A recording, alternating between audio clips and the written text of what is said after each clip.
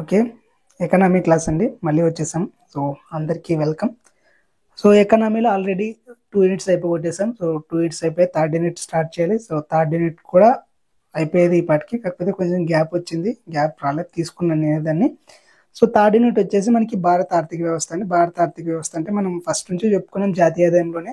So, భారత ఆర్థిక వ్యవస్థ అనేది 3 రంగాలపైన డిపెండ్ అయి ఉంటుందని చెప్పాం కదా. సో, వ్యవసాయ రంగం, పారిశ్రామిక రంగం, సేవా రంగం, ఇలా 3 రంగాలు ఉంటాయి. సో, ఈ 3 రంగాల గురించి చెప్పుకోవడమే ఈ థర్డ్ యూనిట్. సో, ఈ 3 రంగాల గురించి చెప్పుకోవడం అంటే డైరెక్ట్ వ్యవసాయ రంగం అంటే ఏంటి, వ్యవసాయ రంగంలో ప్రజెంట్ ఎంత ఉత్పత్తి అయింది, ఏది ఎక్కువ ఉత్పత్తి అయింది, ఏ పంట ఎక్కువ పండిస్తున్నారు, ఇలాంటివి కాకుండా ఇంకా కొంచెం డెప్త్గా అసలు మనకి స్వాతంత్రం వచ్చినప్పటి నుంచి ప్రజెంట్ ఇప్పటి వరకు ఈ పంటల్లో వచ్చిన మార్పులు ఏంటి, వ్యవసాయంలో వచ్చిన మార్పులు ఏంటి, తీసుకొచ్చిన కార్యక్రమాలు ఏంటి, ఎంత అభివృద్ధి జరిగింది, ఎలా జరిగింది, ఏవైనా కమిటీలు వేస్తారా, ఏవైనా విప్లవాలు తీసుకొచ్చారు, ఇవన్నీ చదువుకోవాలి. సో ఓన్లీ వ్యవసాయంలో మాత్రమే కాకుండా పరిశ్రమల్లోనూ, శివరంగంలోనూ ఎలా డెవలప్ అవుతూ వచ్చింది, ఎంత వృద్ధి చెందాము, ఏ విధంగా వృద్ధి చెందాము, సో ప్రభుత్వం తీసుకునే చర్యలు ఏంటి, ఇవన్నీ చదువుకుంటూ రావాలండి. ఇదే మనకి ఆర్థిక వ్యవస్థ గురించి క్లియర్గా చదివినట్టయితే. సో దీంతో పాటు మనకి ఆర్థిక సర్వే ఉంటుంది కదా, 2023-24కి సంబంధించిన ఆర్థిక సర్వేని రిలేట్ చేసుకుంటూ చదివితేనే మనకి థర్డ్ యూనిట్ కంప్లీట్ అయిపోతుంది. సో నేను కూడా ఏమైనా తప్పులు చెప్పచ్చు, మీరు కూడా కొంచెం చూసి ఇది తప్పు, ఇది ఇలా చెప్పాలి అన్నట్లు కూడా చెప్పొచ్చు నాకు. సో మనమంతా ఇక్కడ కమెంట్ స్టడీస్ చేస్తున్నాం కాబట్టి అందరూ కలిసే చదువుకుందాం. ఓకేనా, ఇంకా లేట్ చేయకుండా క్లాస్ స్టార్ట్ చేద్దామండి. ఇంకా ఏదో చెప్పాలని మర్చిపోయా, సో గుర్తొస్తే చెప్తాలేండి. సో ఇంకా వ్యవసాయ రంగం గురించి వస్తే, సో ఫస్ట్ మనకి వ్యవసాయ రంగం కదా. సో వ్యవసాయం అంటేనే మనకి భారతదేశంలో పంటలు పండిస్తేనే కదా వ్యవసాయం చేసినట్టు. సో వ్యవసాయం చేస్తే పంటలు పండిస్తారు, పంటల ద్వారా మనకి ఆహార ధాన్యాలు వస్తాయి. సో ఈ పంటలు ఎన్ని రకాలు, మొదటగా పంటలు తీరుని బట్టి ఎన్ని రకాలు అంటే కాలాన్ని బట్టి 3 రకాలుగా డిసైడ్ చేశారు, అంటే 3 రకాలుగా విడదీశారు. 3 రకాలు ఏంటంటే ఖరీఫ్, రబీ, జైద్. ఇది అందరికి తెలిసిందే. ఖరీఫ్ కాలం అంటే వర్షాకాలం. సో వర్షాకాలం అనేది జూన్ నుంచి సెప్టెంబర్ వరకు ఉంటుంది. ఈ కాలాన్ని ఖరీఫ్ కాలం అంటారు. సో ఈ ఖరీఫ్ కాలంలో మనకి సౌత్ ఇండియాలో వచ్చేసి వరి, జొన్న, మొక్కజొన్న, రాగులు, వేరుశెనగ ఇలాంటి పంటలు పండిస్తారు. ఉత్తర భారతదేశంలో అయితే వరి, పత్తి, సజ్జలు, కంది, మొక్కజొన్న ఇలాంటివి పండిస్తారు అనమాట. ఇంకా రబీ సీజన్ శీతాకాలం అండి. ప్రజెంట్ మనకు ఉన్నాం కదా, ఈ సీజన్ అక్టోబర్ నుంచి మార్చి వరకు ఉండే సీజన్ ని రబీ కాలం అంటారు. ఈ రబీ కాలంలోనే దక్షిణ భారతదేశంలో వేరుశెనగ, లేక శనగలు, వరి, మొక్కజొన్న, మినుములు, నువ్వులు ఇలాంటి పంటలు పండిస్తారు. ఉత్తర భారతదేశంలో అయితే గోధుమ, శనగ, ఆవాలు, బార్లీ ఇలాంటివి పండిస్తారు అనమాట. ఇంకా జైద్ అంటే వేసవి కాలం అండి, సమ్మర్. సో సమ్మర్ వచ్చేసి ఏప్రిల్ టు జూన్ వరకు ఉంటుంది కదా. సో సమ్మర్లోన వరి, పుచ్చకాయ, మస్క్ మిలన్, వెజ్ అంటే వెజిటేబుల్స్, ఇక్కడ ఆకుకూరలు ఇవన్నీ పండిస్తారు. సో ఉత్తర భారతదేశంలో కూడా అవే పండిస్తారు. ఇంకా మనకి మొత్తం మీద మన దేశం భూభాగం ఎంతంటే, మొత్తం భూభాగం ఎంతంటే 328 మిలియన్ హెక్టార్లు. సో 328 మిలియన్ హెక్టార్లు మనం మొత్తం వ్యవసాయమే పండిస్తామా అంటే, అంత వ్యవసాయమే పండిస్తే మనుషులు ఎక్కడ నిలబడి ఉంటారు చెప్పండి. సో వ్యవసాయం భూమి కాదని మనుషులు నివసించడానికి ఇల్లు, తర్వాత రోడ్స్, తర్వాత బిల్డింగ్స్ ఇవన్నీ ఉంటాయి కాబట్టి మొత్తం దేశం భూభాగము 328 మిలియన్ హెక్టార్లు. ఇందులో వ్యవసాయానికి పనికొచ్చే భూమి, వ్యవసాయానికి వదిలేసిన భూమి వచ్చేసి 192 మిలియన్ హెక్టార్లు. దీంట్లో నికర సేద్య భూమి మిగతావన్నీ ఈ భూమిలో కూడా కొంచెం మొత్తం తీసేసి అసలైన సేద్య భూమి, అసలైన వ్యవసాయ భూమి ఎంత ఉందంటే 141 మిలియన్ హెక్టార్లు ఉంది. సో ఈ 141 మిలియన్ హెక్టార్లలో కూడా మామూలుగా ఆహార ధాన్యాల పంటలు, మామూలుగా మనకి 2 రకాల పంటలు ఉంటాయండి, ఆహార పంటలు, ఆహారేతర పంటలు అని. ఆహార పంటలు అంటే మనం తింటాం కదండి, అంటే డైరెక్ట్గా తినేస్తాం, అంటే కుక్ చేసుకునే తింటాం అనుకోండి. తినడానికి వీలుగా ఉండేవి ఆహార పంటలు. సో తినడానికి వీలు కానివి ఆహారేతర పంటలు. ఇక్కడ చిన్న డౌట్ కూడా ఉంటుంది, వాణిజ్య పంటలు అంటే కొంచెం ఎగుమతులకి దిగుమతులకి ఈజీగా ఉంటుంది. ఆహార పంటలు అంటే మనం ఎక్కువ తినడానికి ప్రిఫర్ చేస్తాం అనమాట. సో ఆహార పంటలు వచ్చేసి వరి, జొన్న, సజ్జ, రాగులు, గోధుమలు, పప్పు ధాన్యాలు, మినుములు, పెసలు, కందులు ఇవన్నీ మనం తినడానికి యూజ్ అయ్యాయి కాబట్టి ఇవి ఆహార పంటలు అంటారు. ఇంకా ఆహారేతర పంటలు అంటే పత్తి, జనుము, ఇంకా పసుపు, నూనె గింజలు ఇవన్నీ ఉంటాయి కదా. ఇంకా చెరుకు, మిరప ఇవి కూడా ఆహారేతర పంటలు. ఆహారేతర పంటలు వాణిజ్య పంటలు అంటారు వీటిని. సో మనం చెరుకు తింటాం కదా, మిరప తింటాం కదా అంటే అవి కొంచెం ఆ చెరుకు ద్వారా మనకి షుగర్ని ఉత్పత్తి చేస్తారు, మిరప ద్వారా కారాన్ని ఉత్పత్తి చేస్తారు కాబట్టి కొంచెం వాణిజ్య సంబంధమైన పంటలు అనమాట. సో ఇవి ఆహారేతర పంటలు. ఆహార పంటలు అంటే మనకి వరి, జొన్న, సజ్జ ఇవన్నమాట.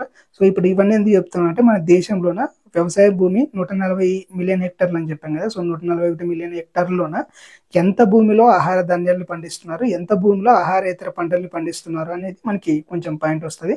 యాక్చువల్గా మనం ఫస్ట్ నుంచి అప్పుడు పూర్వకాలం మనం శాతవాహనులు చెప్పుకున్నాం కదా, శాతవాహనుల దగ్గర నుంచి మన వాళ్ళు ఏం చేశారంటే ఆహార పంటలకి ఎక్కువ ప్రాధాన్యత ఇచ్చారు. ఎప్పుడైతే బ్రిటిష్ వాళ్ళు వచ్చారో వాళ్ళు, సో యాక్చువల్లీ మిరపకాయలు కూడా వాళ్ళే తీసుకొచ్చారు. సో ఐరోపా వాళ్ళే మిరపకాయలు తీసుకొచ్చారు. ఐ థింక్ ఫ్రెంచ్ వారు అనుకుంటా.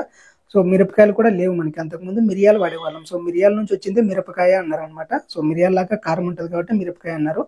సో ఇలా ఉంటాయి అనమాట. మన వాళ్ళు ఆహార ధాన్యాలకి ఎక్కువ ప్రిఫరెన్స్ ఇచ్చారు. కాకపోతే ఆహార ఇతర పంటలు కూడా ఈ యూరోపియన్స్ వచ్చిన తర్వాత మనకి అలవాటు చేశారు అనమాట. సో నీలి మందుని ఎక్కువ సాగు చేయడం ద్వారా మనకి దాన్ని ఏమంటారు, మన భారతదేశంలో ఉండే సాయిల్ యొక్క ఆ కెపాసిటీని తగ్గించేశారు అనమాట. అంటే ఆ సారవంతాన్ని అంతా పీల్చివేశారు అనమాట. సో మనకి ఇంకా అంత డెప్త్ అవసరం లేదు, కానీ ఆహార ధాన్యాల్ని ఎంత భూభాగంలో పండిస్తారో, ఆహార ఇతర పంటల్ని ఎంత భూభాగంలో పండిస్తారంటే 1950 నాటికంటే స్వతంత్రం వచ్చిన కొత్తంలోన 83% భూమిలోన ఆహార పంటల్ని పండించేవారు అనమాట. మిగతా 16%ని ఆహారేతర పంటల్ని పండించేవారు. అంటే 140 మిలియన్ హెక్టార్లలోన 83% ఆహార ధాన్యాల్ని, 16% ఆహారేతర పంటల్ని పండించేవాళ్ళు. ఇప్పుడు రీసెంట్గా అయితే 75% ఆహార ధాన్యాల్ని, ఆహారేతర పంటలను అయితే 24% ఆహారేతర పంటల్ని పండిస్తున్నారు అనమాట. సో ఈ పంటలన్నిటికీ పండడానికి మనకి మనం ఇందాక చెప్పాం కదా, సో యూరోపియన్స్ వచ్చి బలవంతంగా మనతో నీలి మందు, ప్రత్తి, జనుము ఇలాంటి వాటిని పండించేవాళ్ళు అనమాట. అంటే మనకి ఆహార పంటలను పండించకుండా వాళ్ళ బిజినెస్ కోసం, వాళ్ళ వాణిజ్యం ఉత్పత్తి అభివృద్ధి చెందడం కోసం మొత్తం ఇవే వాణిజ్య పంటలను ఎక్కువ పండించేవాళ్ళు అనమాట. సో ఈ పదే ఈ వాణిజ్య పంటలు వేసి మన భూమి యొక్క సారవంతం అనేది తగ్గిపోయింది అనమాట. సో ఈ భూమి సారాన్ని పెంచడానికి, మన పంటల ఉత్పాదకను పెంచడానికి ఒక విప్లవం అవసరమైంది. దాన్ని హరిత విప్లవం అంటారు. సో హరిత విప్లవం అనేది ఎందుకు వచ్చిందంటే, మనకి ప్రణాళికలో చదువుకున్నాం కదా, మొదటి ప్రణాళికను వ్యవసాయ ప్రణాళిక అంటారు కదా. సో మనకి ఆ టైంలోనే తినడానికి ఫుడ్ కూడా సరిగ్గా లేదు. సో వేరే దేశాల నుంచి ఫుడ్ని దిగుమతి చేసుకునేంత పరిస్థితుల్లో ఉన్నాం. సో అప్పుడు మనం అమెరికా, రష్యా నుంచి ఆహార ధాన్యాలను కూడా దిగుమతి చేసుకున్నాం. ఈ టైంలో అమెరికాతోనే ఒక ఒప్పందం కుదుర్చుకున్నాం అనమాట.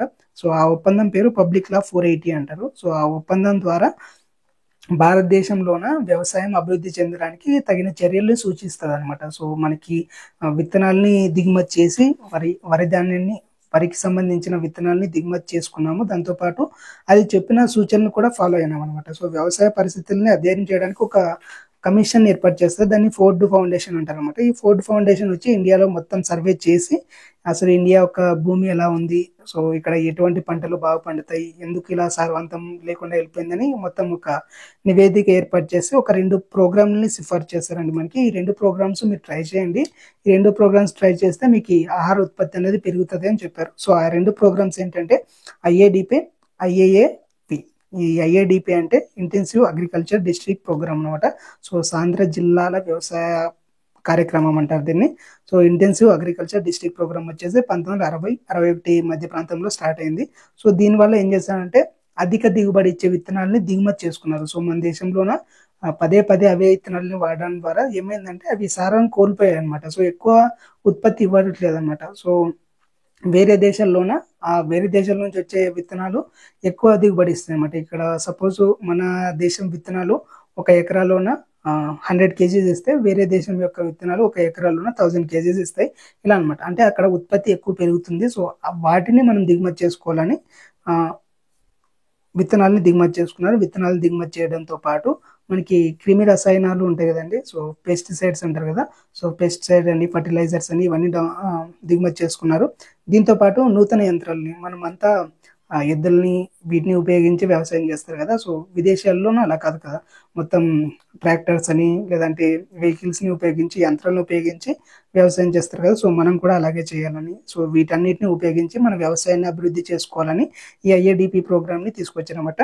సో 7 రాష్ట్రాల్లోనే 7 జిల్లాల్లోనే ఈ ప్రోగ్రామ్ని స్టార్ట్ చేశారు. సో వరి పంటకు సంబంధించి ఆంధ్రప్రదేశ్లో పశ్చిమ గోదావరి డిస్టిక్ని, బీహార్లో సాహెబాద్ డిస్టిక్ని, తమిళనాడులో తంజావూరు, ఇంకా ఛత్తీస్గఢ్లో రాయ్పూర్, ఈ 4 రాష్ట్రాల్లో 4 జిల్లాలను ఏర్పాటు చేసుకున్నారు వరి పంట కోసము. ఇంకా గోధుమను వచ్చేసి పంజాబ్లో లుధియానా, జొన్న వచ్చేసి యూపీలోని అలీగఢ్, రాజస్థాన్లోని పాలి. ఈ 7 రాష్ట్రాల్లో 7 పంటల్ని సంబంధించి 7 జిల్లాలకి తీసుకున్నారన్నమాట. సో ఈ 7 జిల్లాల్లోనే ఈ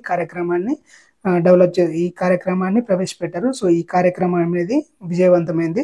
సో ఇది విజయవంతమైందని మళ్ళీ నెక్స్ట్ ఇంకో కార్యక్రమాన్ని ప్రవేశపెట్టారు. అదే IAAP, international agricultural area programme. So international agricultural area programme వచ్చేసి 1965 నుంచి స్టార్ట్ అయింది. ఇది యాక్చువల్లీ మధ్యలో ఎందుకు గ్యాప్ వస్తారంటే మనకి అక్కడ పాకిస్తాన్తోనో చైనాతోనో యుద్ధాలు జరుగుతాయి. సో ఆ యుద్ధాల టైంలోనూ కొంచెం గ్యాప్ ఇస్తారు. తర్వాత మళ్ళా డిస్ట్రిక్ట్స్ని పెంచుతారు అనమాట. ఇవి వచ్చేసి 114 జిల్లాలు పెంచుతారు. ఇంతకుముందు 7 జిల్లాలకే ఉండేది, ఇప్పుడు 114 జిల్లాలు పెంచుతారు. ఆ 114 జిల్లాల్లోనే ఏపీకి సంబంధించినవి 7 జిల్లాలు ఉన్నాయన్నమాట. సో 1966 ఖరీఫ్ నుంచి 1966 వర్షాకాలం నుంచి ఈ ప్రోగ్రామ్ని ప్రవేశపెట్టారనమాట. సో దీనిలో భాగంగా HYVP అనే ప్రోగ్రామ్ తీసుకొచ్చారు. HYVP అంటే హై ఈల్డ్ వెరైటీ ప్రోగ్రామ్, అంటే ఎక్కువ దిగుమతి ఇచ్చే రకాల ప్రోగ్రామ్ అని తీసుకొచ్చారు. సో ఎక్కువ దిగుమతి ఇచ్చే విత్తనాలని విదేశాల నుంచి దిగుమతి చేసుకునే ప్రోగ్రామ్ అనమాట ఇది. సో దీని ద్వారా మనకి మెక్సికో నుంచి మీరట్ వీట్ అనే రకాన్ని దిగుమతి చేసుకున్నారు. ఈ మీరట్ వీట్ అనేది గోధుమకు సంబంధించిన రకము. సో ఎక్కువ దిగుబడి ఇస్తుంది అనమాట. ఇంకా మలేషియా నుంచి మసూరి అనే ఒక రకాన్ని తీసుకున్నాం. ఈ మసూరి అనేది బియ్యం మనం వాడతాం కదా. సో మసూరిలో చాలా రకాలు ఉంటాయి కదా. సో మసూరి బియ్యాన్ని మనం దిగుమతి చేసుకున్నామట. ఫిలిప్పీన్ నుంచి IR8 అనే రకాన్ని దిగుమతి చేసుకున్నాం. సో ఇది కూడా బాగా ఉత్పత్తిని ఇచ్చే రకం అనమాట.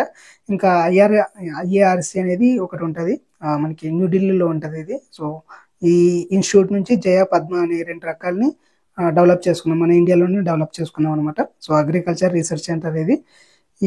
ఈ రీసెర్చ్ సెంటర్ ద్వారా జయ పద్మ అనే రకాల విత్తనాల్ని మనం డెవలప్ చేసుకున్నాం.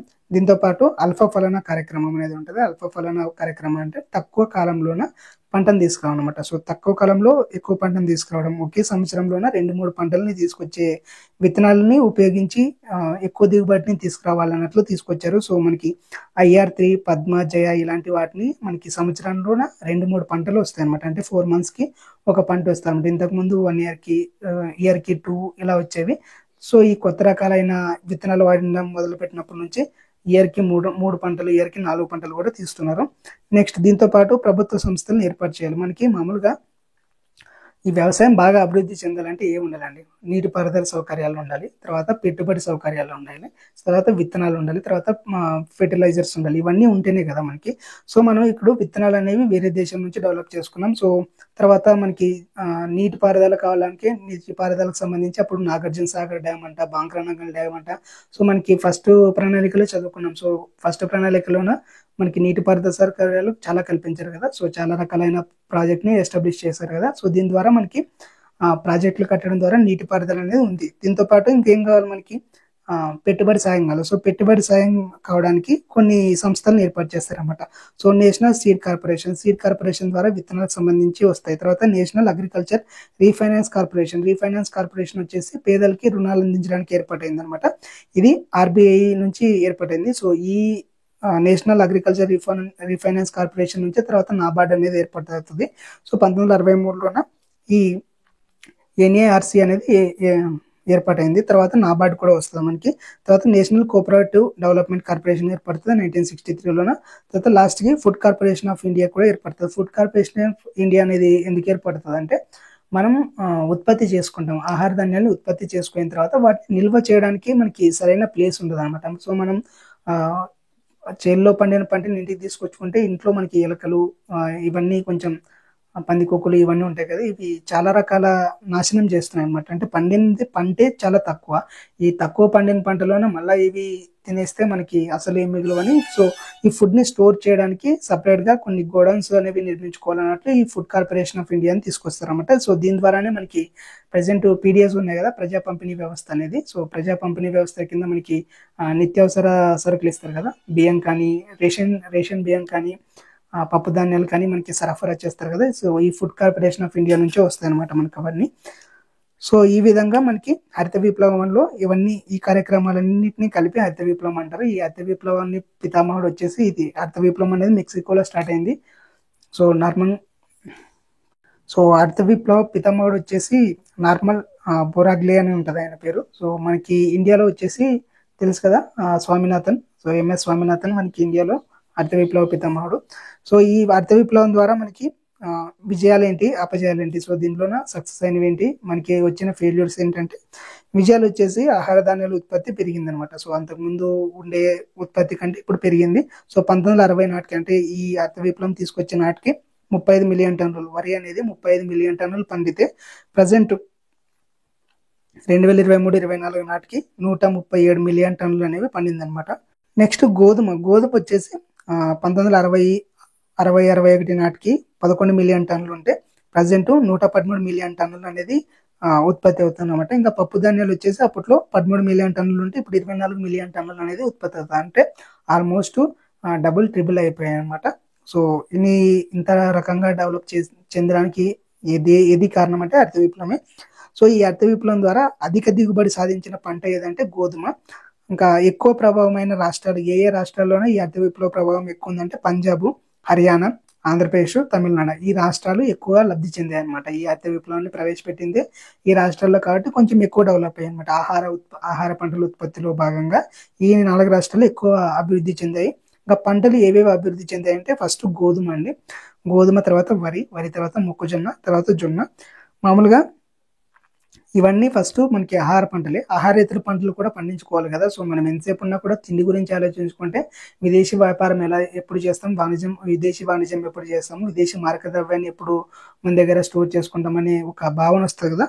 అప్పుడు ఈ 1773-74 టైంలోనే వాణిజ్య పంటలు కూడా తీసుకొచ్చారండి. ఈ వాణిజ్య పంటల్లో మనకి వేరుశెనగ, పత్తి, చెరుకు ఇవన్నీ వస్తాయి. సో పత్తి, చెరుకు, మినుములు ఇవన్నీ కూడా మినుములు కాదు యాక్చువల్లీ నూనె గింజలు అంటారు కదా. ఇవన్నీ వచ్చేసి మనకి వాణిజ్య పంటలు. ఈ వాణిజ్య పంటల్ని ధరం నారాయణ అని చెప్పారు అనమాట. ఆయన 1966 నుంచి మీరు ఓన్లీ ఆహార పంటల్ని ఉత్పత్తి చేస్తున్నారు, వాణిజ్య పంటల్ని పట్టించుకోవట్లేదని ఆయన మెన్షన్ చేశాడు. సో అప్పటి నుంచి వీటిపైన కూడా ఫోకస్ చేశారు. వేరుశెనగ, పత్తి, చెరుకు వీటిని కూడా ఫోకస్ చేశారు. ఇంకా కూరగాయలు కూడా కావాలి కదా మనకి. సో కూరగాయలు వచ్చేసి ఎక్కువగా ఉత్పత్తి అయ్యేది బంగాళదుంప తర్వాత క్యాబేజ్ అండి. ఇంకా మొత్తం హరిత విప్లవంలోన అధిక ఉత్పత్తి చెందింది పంట ఏదంటే వరి, అధిక ఉత్పాదకత ఉన్న పంట ఏదంటే గోధుమ అండి.